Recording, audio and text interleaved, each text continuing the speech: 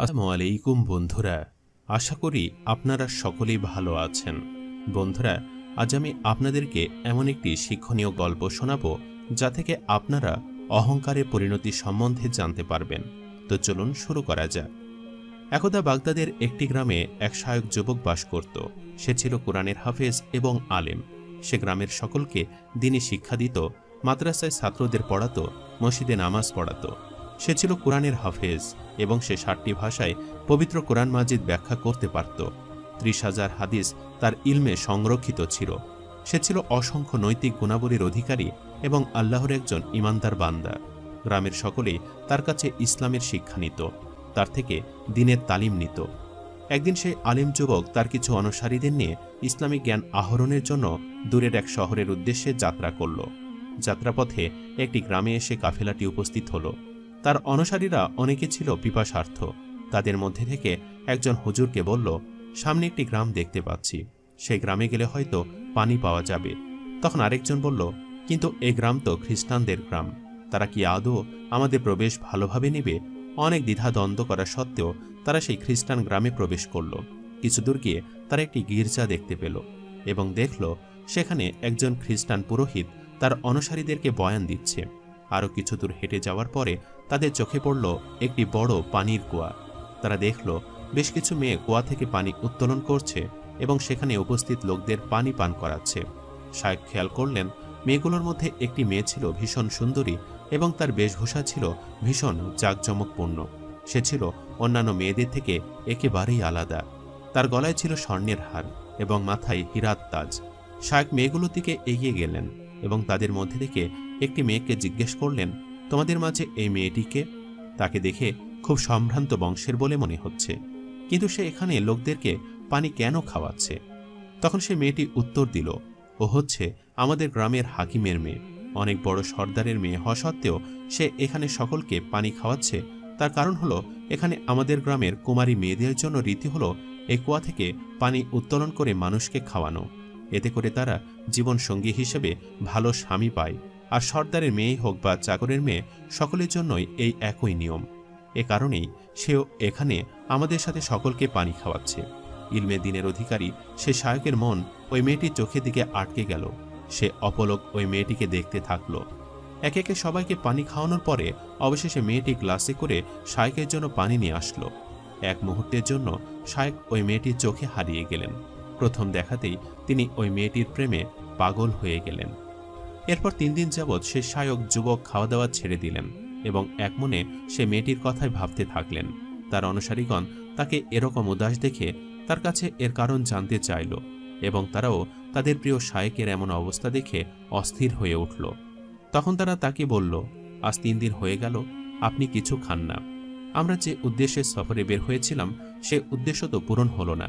পানি খেতে আসার পরে আমরা এই গ্রামে রয়ে গেলাম, আমাদের কাফেলা কি আর এগোবে না? তখন শায়েক বললেন, আমি ওই মেয়েটির প্রেমে পাগল হয়ে গিয়েছি, আমি তাকে বিয়ে না করে এই গ্রাম থেকে যাব না।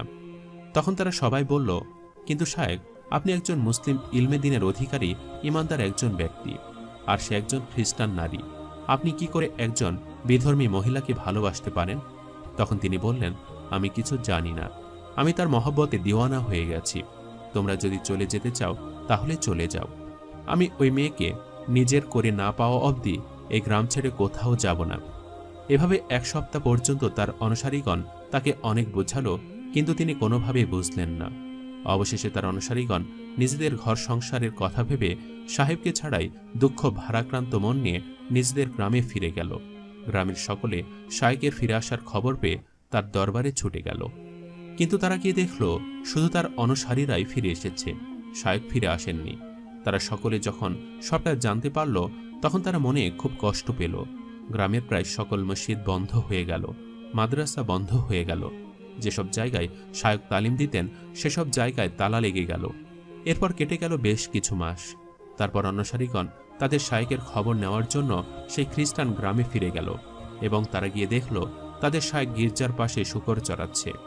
এই অবস্থা দূর থেকে দেখে তারা মনে মনে খুবই কষ্ট পেল এবং আশেপাশে লোকজনকে জিজ্ঞেস করতে থাকল, আমাদের শায়েক এখানে শূকর কেন চড়াচ্ছেন?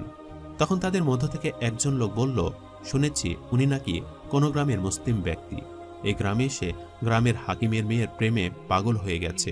তারপর সে হাকিমের কাছে গিয়ে তার মেয়েকে বিয়ে করার অনুরোধ জানায়, কিন্তু হাকিম কোনো মতেই একজন মুসলিম যুবকের সাথে তার খ্রিস্টান মেয়ের বিয়ে দিতে রাজি হননি, কারণ তাদের জাত ভিন্ন।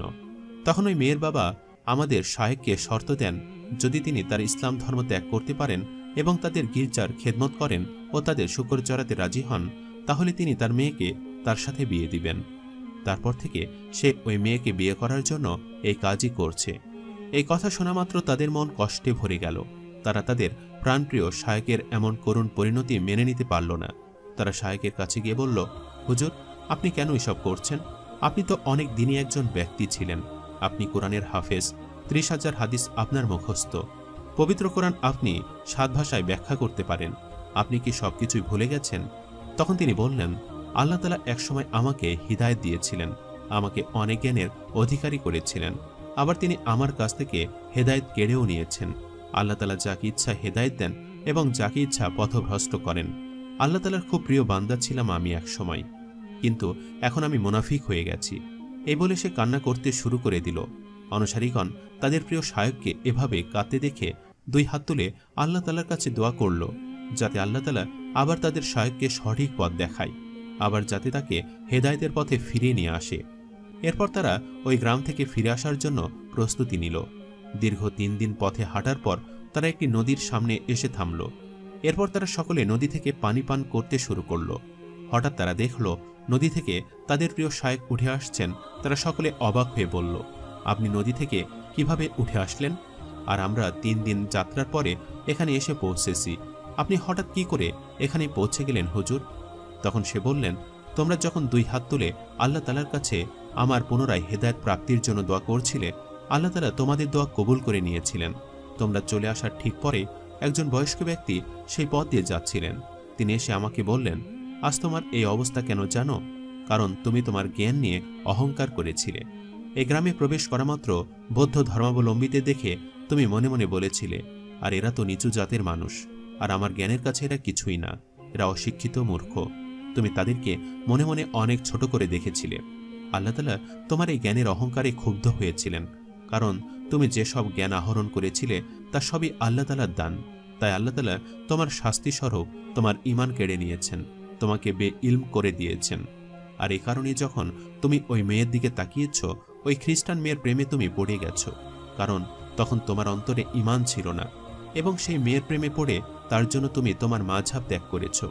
এখনো সময় আছে, আল্লাহর পথে ফিরে এসো। তার কথা শুনে আমি আমার ভুল বুঝতে পারলাম এবং আমার করা অহংকারের জন্য আল্লাহ তাআলার কাছে ক্ষমা চাইলাম। এরপর অদ্ভুতভাবে একদিন সকালে আমার হারিয়ে যাওয়ার সকল জ্ঞান, সকল কোরআনের আয়াত, সকল হাদিস সবকিছু ফিরে পেলাম এবং চোখ খুলে দেখলাম তোমরা আমার সামনে। শায়েখের মুখে সবকিছু শুনে সকলে খুশি হয়ে গেল এবং তারা তাদের প্রিয় শায়েখের সাথে নিজেদের গ্রামে ফিরে গেল। শায়েখ খাবার আগের মতো গ্রামের সকলকে দিনের তালিম দিতে থাকলেন, ইমামতি করতে থাকলেন, মাদ্রাসার ছাত্রদের পড়াতে থাকলেন। এভাবে বেশ কিছুদিন কাটার পরে হঠাৎ একদিন একজন কুৎসিত মহিলা তার সাথে দেখা করতে আসলো। শায়েখ ওই মহিলাকে বললেন, কে তুমি? তখন সে উত্তর দিল, আমি সেই খ্রিস্টান মেয়ে যার প্রেমে আপনি পড়েছিলেন। ওই কুয়া কোনো সাধারণ কুয়া ছিল না। যে ব্যক্তি কোনো মেয়ের হাতে একবার ওই কুয়ার পানি খাবে, সে ব্যক্তি ওই মেয়ের প্রেমে পড়ে যাবে। আপনি গ্রামে প্রবেশ করা মাত্রই আপনার প্রেমে আমি পড়ে গিয়েছিলাম, এজন্য আমি আপনাকে ওই কুয়া থেকে পানি খাইয়েছি।